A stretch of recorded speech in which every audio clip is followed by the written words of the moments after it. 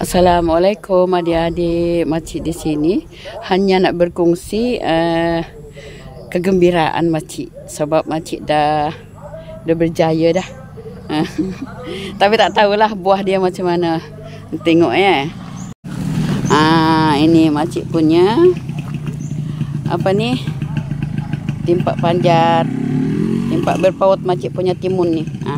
Makcik dah letak kuat dah ni. Tak tumbang dah dia. Yang atas ni makcik taruh tali nanti. Tu dia.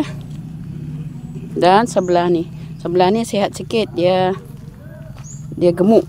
Ni.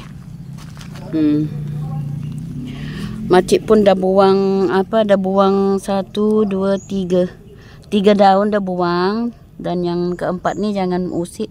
Sudah ada buah. Samalah yang sini. Sudah ada buah. Makcik dah buang yang ke 1 2 3. Yang ni pun kena buang ni.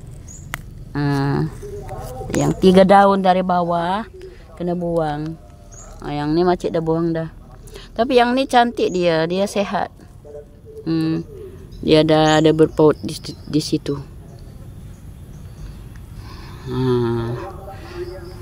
Dan nak update tempat ni, rumah dia ni.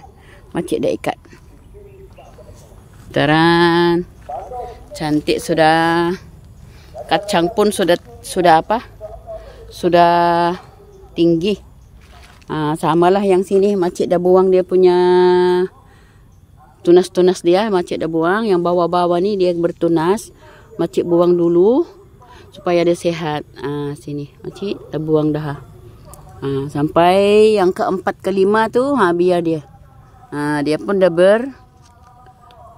apa? Nak panggil apa ni? Bunga. Nak berbunga dah. Nanti makcik spray.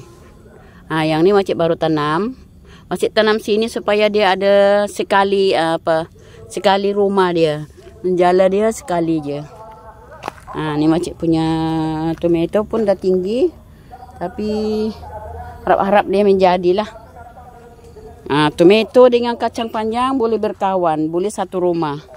So tak ada risaulah. Okey, itu saja berita makcik hari ini. Berkongsi bahagia. Terima kasih menonton adik-adik.